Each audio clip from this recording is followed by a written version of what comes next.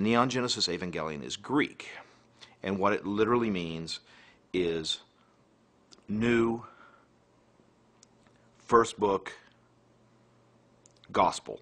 So, first book of the new gospel.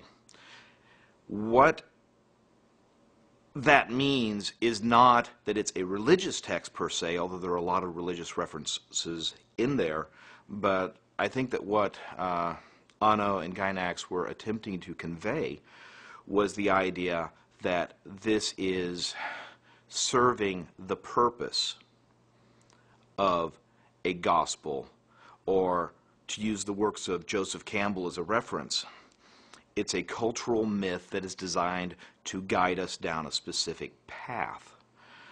In this case, what we're looking at is what Campbell defines as the classic hero myth, in which a protagonist is pulled from a safe, secure environment and forced to go through a series of tragedies and triumphs that forces him to develop into a final being who is complete, who is whole.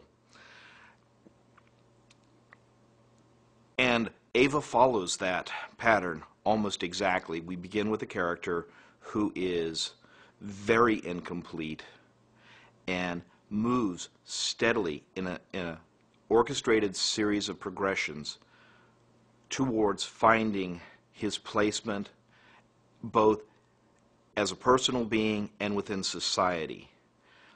And what Eva is really about, when you get right down to it, is it's finding that complement that none of us actually have. It's about finding the rest of us that's out there. Well, art is really to explore the human condition, and the human condition inevitably is suffering. We use art to deal with the complexities of life, and many of these complexities arrive from childhood, becoming an adult.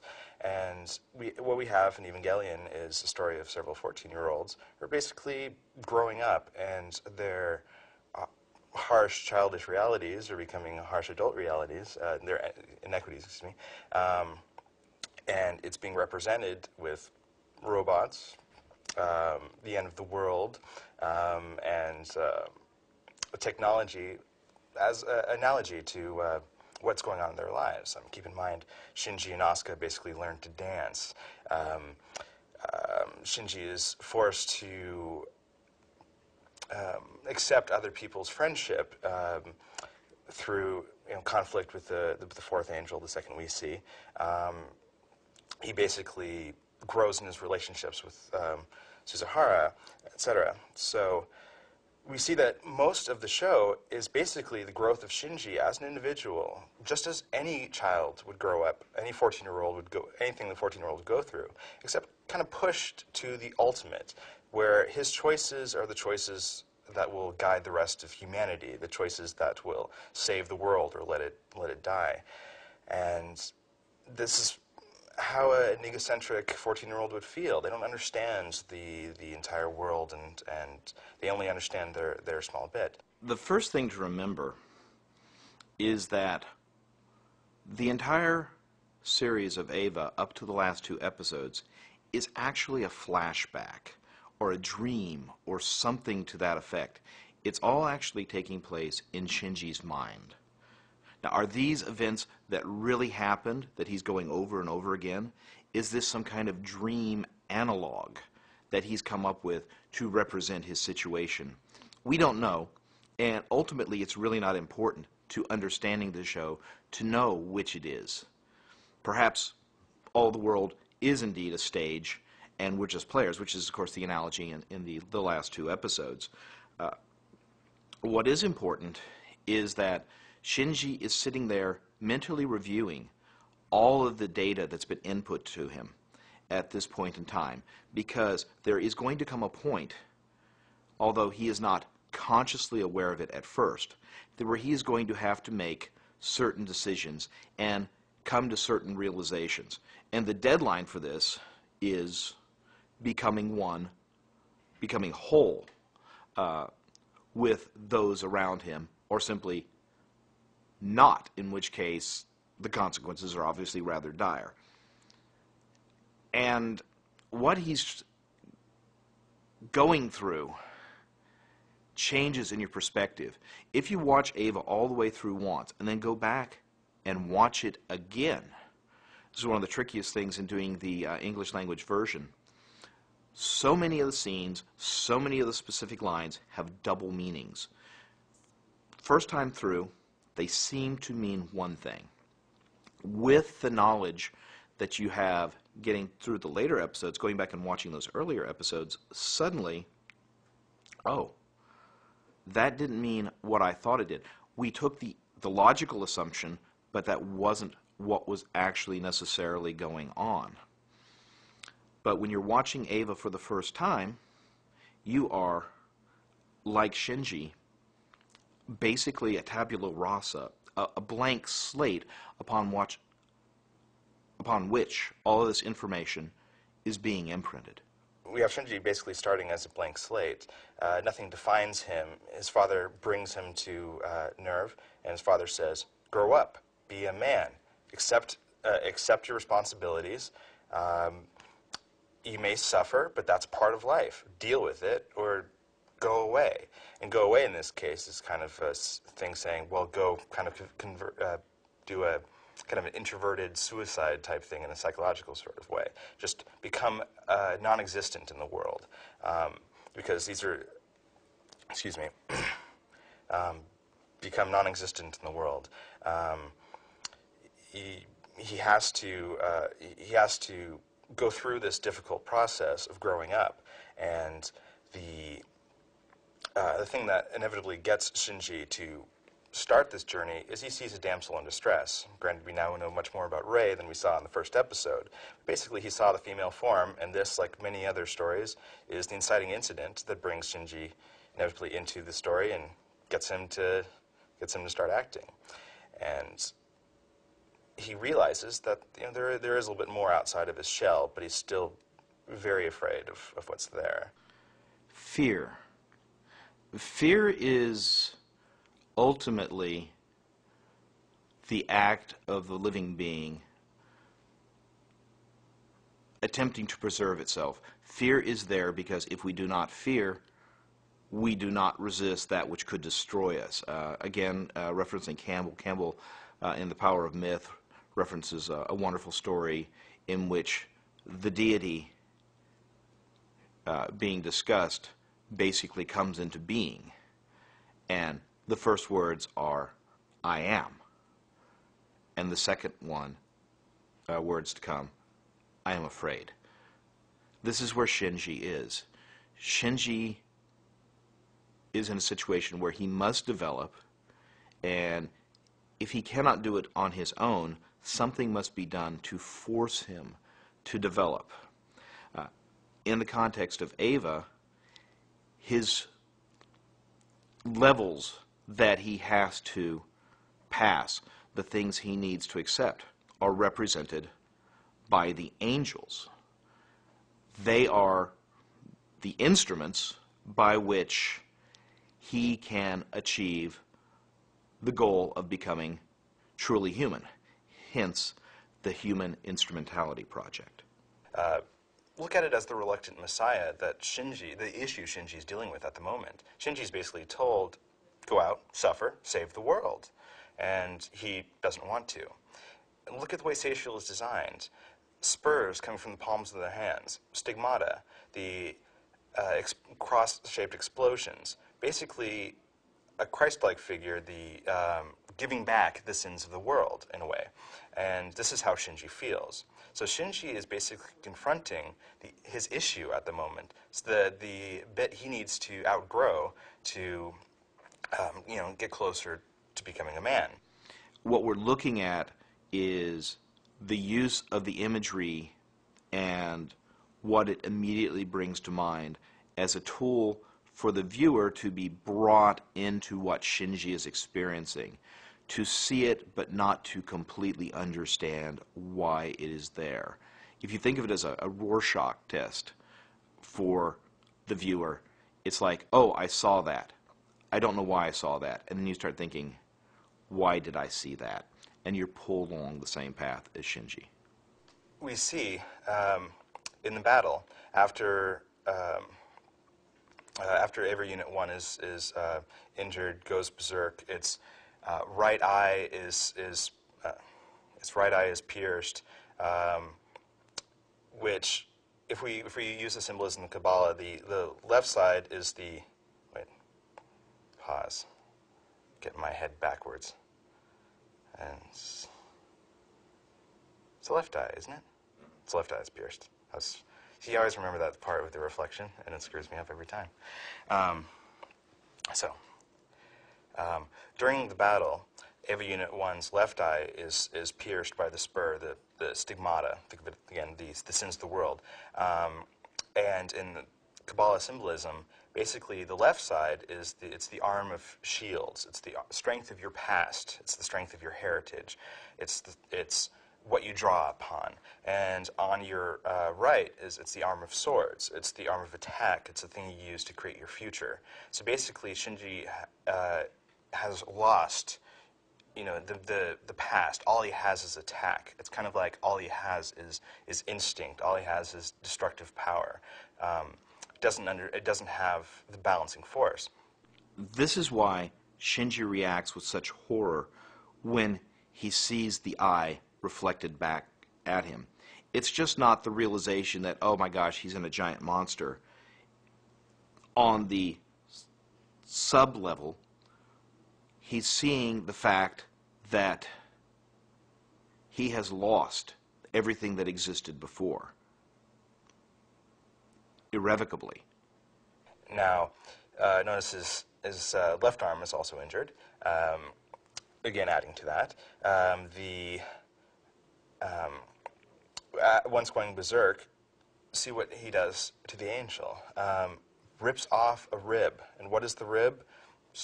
In Old Testament, it's what Eve was created from. So takes this and starts bashing the core of Satiel, basically using the symbol of woman to attack the heart of it, the source of this of Satiel's power. And Satiel, rather than be destroyed by this, it destroys itself and tries to destroy everything else with it, much like I suppose an overly dramatic failed relationship may end up. So you see Shinji's issues with women already there. It's foreshadowing what happens between him and Asuka later throughout the show. But basically, Shinji overcomes this reluctant messiah complex, and he's more comfortable, but he's complacent. He says, "I do it because it's my job." At this point, he doesn't do it because he personally feels value in it. He does it because he thinks he has to. So this is like another layer in what the Messiah must do. The Messiah must suffer. The Messiah must I guess internalize it, not must accept this. The Savior must accept the fate he has dealt. This is really rather the core of what Ava is about in the end. That it is about coming to grips with the fact that one is only part of something that is larger. And just as in so many myths and the Old Testament itself, woman is portrayed as the antithesis of man. Now, whether you say, okay, Eve caused Adam to be thrown out of the Garden of Eden, and whether you say that was intentional or she was misled, what it really comes down to is that there is, within society of a whole, a great distrust of the other half. If you are female, there is a distrust of the male. If you are male, there's a distrust of the female. Shinji, being male, is starting to realize that woman is not exactly what he thinks it should be. And it's no coincidence that he is at the age to be going through puberty. And as we go into the next series of angels, we start to realize that we are going through basically human sexual development. The second angel we see, the fourth angel, Shamshel, basically, if you look at it, you can say it's kind of it is a phallic shape. You can look at it as he's dealing with masculine issues at this point. And he's trying, in being introverted, he is keeping his pain inside, and he ends up letting Toji and Kensuke into his entry plug, his kind of the way into his inner child, therefore showing his fragility, showing his humanity and his weakness to other people. So basically, he develops these friendships in the most extreme way, graphically for the viewer, but basically it's the same process you go to. You basically open up to your friends, and that's who your friends are, somebody you would trust. And we see all the angels kind of follow either the personal growth of Shinji or later the forces of the world that Shinji must deal with. Yeah, it is phallic. It's a very phallic alien form.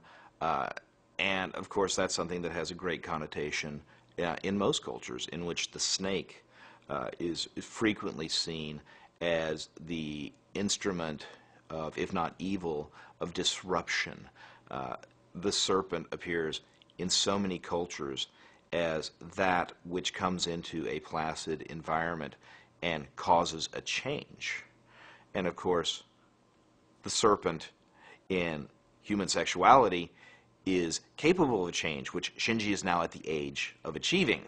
But he doesn't understand why it is doing this, or for what purpose exactly. And so initially, he has to understand this aspect of himself, what it is that makes him like other men, what is it that makes him like his father, and then what is it that makes him not like Misato, not like Rei, and ultimately, as she's introduced, not like Asuka, who is in almost every respect his opposite. The fifth and sixth angels, the third and fourth that we see, kind of represent Shinji learning a little bit more about women in a way.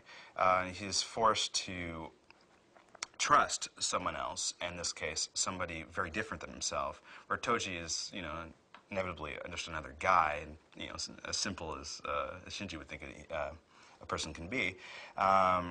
He has to put his trust in Rei and see how Rei sacrifices. Kind of starts looking at Rei's. We start looking at Rei's relationship to Gendo, and all this brings together a moment of closeness between Rei and Shinji, where Shinji is forced to look at Rei as another entity. And then when Asuka is introduced, he sees a completely different side of woman. He sees the fiery redhead, energetic and dangerous. And what does she do? She basically dresses him up in her clothing, puts her in her entry plug, and brings her into her inner child in a way, into the Eva Unit 2, and shows a remarkable amount of openness to him. And he doesn't know what to think originally, but he definitely enjoys it.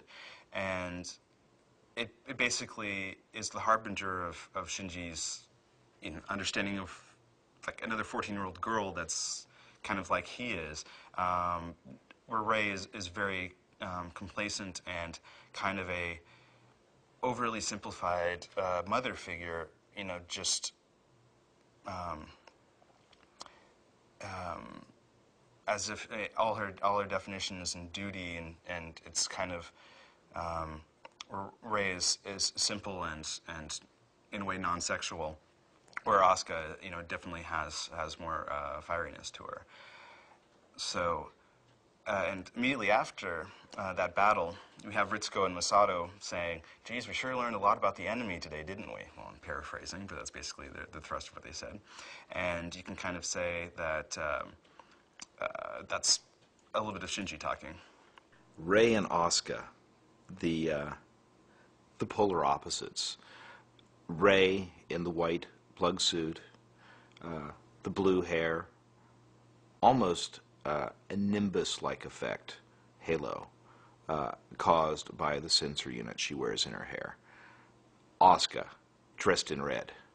Her hoo-hoos, as we call them, the little red units on her head that she never, ever doesn't wear, look like horns. It's two sides of the female that Shinji hasn't really thought about before. When he falls on Rei in her apartment and his hand touches her breast, we see elsewhere the images of the mother holding the child to the breast.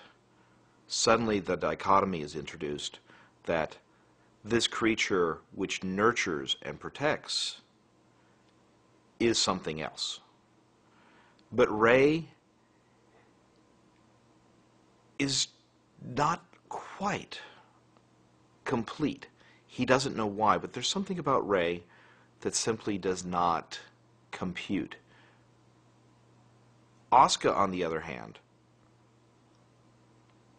immediately sets up a reaction that,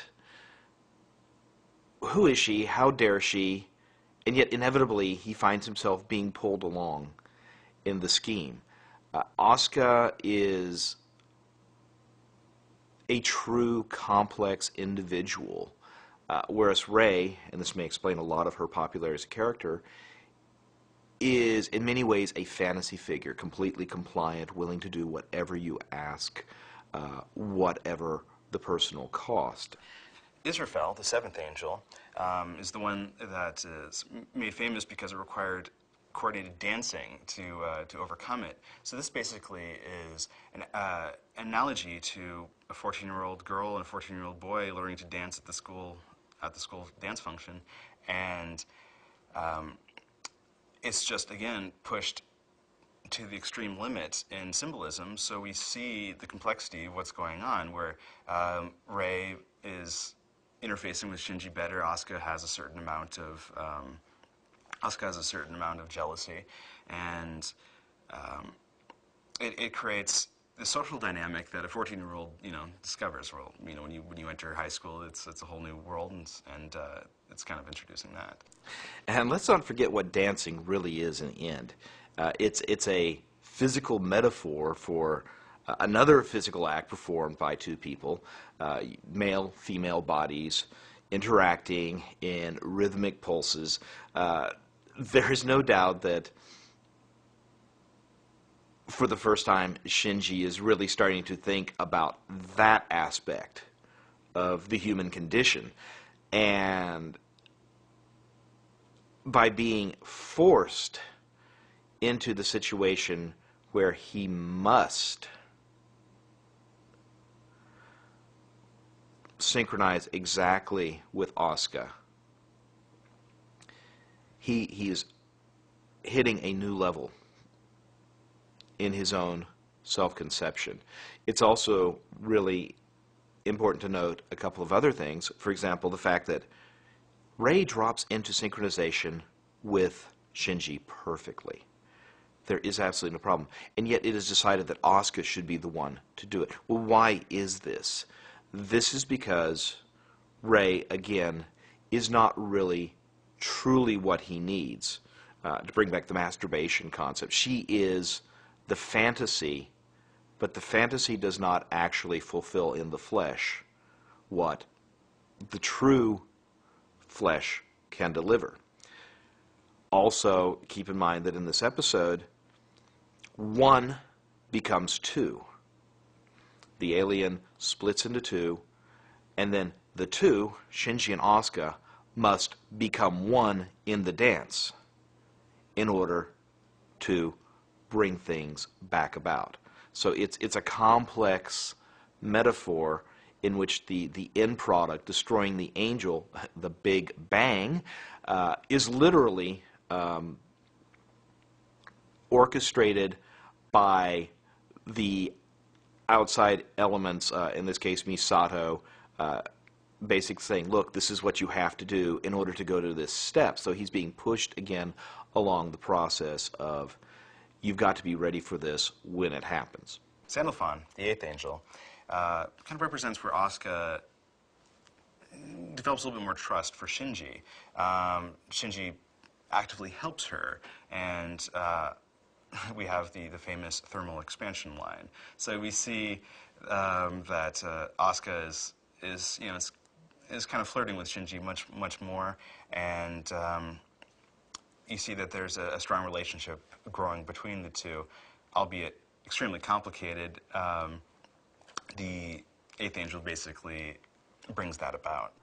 It's also interesting in that after the previous episode in which Asuka and Shinji had to work together in order to accomplish a goal, that now there is both a feeling of more assurance in each other's abilities, but at the same time an increasing anxiety about where this is going. When Shinji is by the pool and Asuka is doing her homework, a great deal is made by her about how much more advanced in school than he is. And at the same time, she takes advantage of the situation to draw attention to her own sexuality. And we're looking at this point of where is the state of attraction between these two characters? Because on the surface, they do not seem to like each other very much, and yet they have been forced to cohabitate together. They have been basically living under one roof for quite a while now, doing the same job. They are essentially bound, even though there is not anything legal about it. In other words, it's a steady relationship. They're dating steadily, like it or not.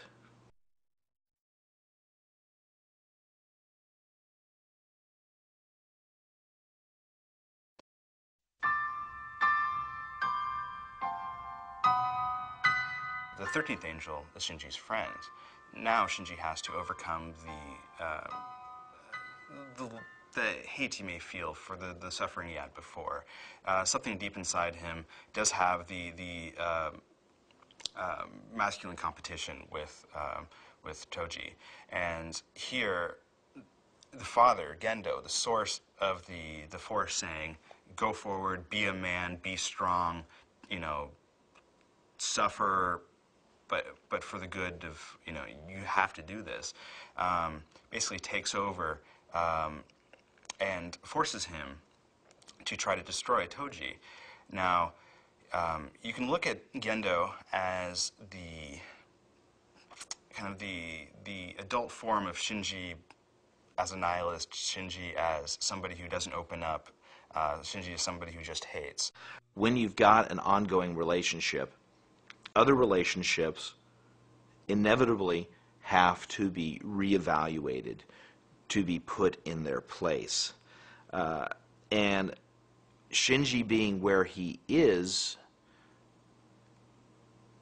he has to start making choices. And of course, in Eva, the choices are forced upon him more so than they would be in real life.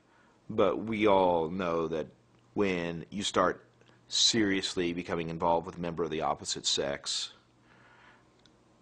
or the same sex, depending upon your predilections, the others in your life start saying, hey, I never see you anymore, don't call, what's going on, do you just sever those relationships? These are the questions that are going through Shinji's head.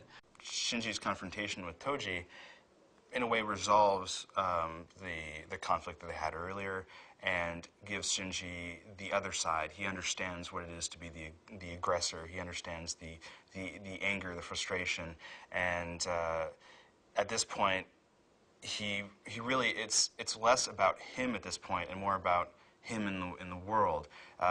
Where the earlier angels were kind of teaching, were representations of what he needed to learn to kind of grow up. At this point, that was sort of a baptism in blood. He emerged from this he was willing to destroy the nerve facility. He had hate, which is honest. And later on, when we have Zerul, we basically see he's unwilling to deal with this power he knows he has. So we have Asuka and Rei basically cast aside, easily disposed of by this powerful angel. And Shinji, once again, is brought back into it because of women in distress. A heartfelt discussion with Kaji helps him out, kind of equates, Kaji would like to do the same thing for Masato if he could, I'm sure. And Shinji realizes that he has the opportunity and he really must. Seeing Asuka dealt such a blow really did reach a deep part of him. And he, at that point, inevitably chooses to be the hero for more personal reasons, not because he was told to. So that's a dramatic change in Shinji. And after that, when he goes berserk at that point, we see he takes in the S2 engine from the Angel, and what that does is it makes it so he doesn't need his umbilical cable anymore. It provides him an infinite supply of power. So if we look at the umbilical cable, we can see it as kind of like the energy that the parent is giving the child. It's a leash, and at the same time, it's a source of support. And now Shinji has grown to this point through these decisions. So basically, he doesn't need it anymore. He is now significantly closer to being the man, to growing up, to escaping this heavily symbolic puberty. If he's going to his destiny, at what point do the ones who have supported him up to now, the ones who are his friends, but maybe not necessarily a part of his ultimate goal, and of course, here it's driven home that he has to go in a certain direction, but abandoning those also has tragic consequences. And that's really, at this point, where Evangelion starts to take an incredibly dark turn, as, once again, Shinji loses his way and has to find himself. The last angel we see manifest is Kwaru, and there's so much to be said about the ambiguity of Kwaru, but we must remember that the angels would have eaten from the tree of life, which would give them infinite life, but not the tree of knowledge, which would give them the knowledge of good and evil. So they don't have sexuality. They don't have concern of nakedness, and this is what's represented in the bath scene in episode 24.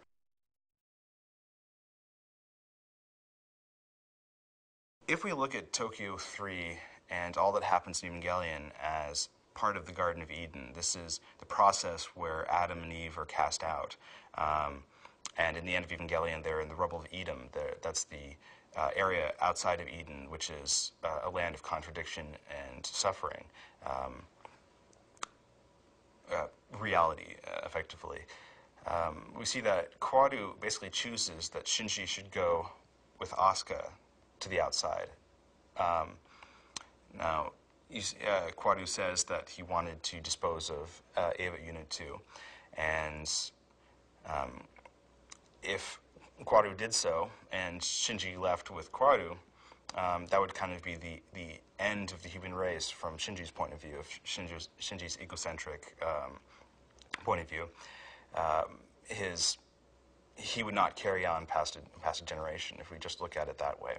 So Kwaru basically says, no, you, the Lilin, should survive. So he chooses death, which teaches Shinji a very traumatic lesson. And as we see, we can say that quadruple 17th angel, we can kind of say that humanity is the 18th angel. It's specifically mentioned in the back of the Vox collection.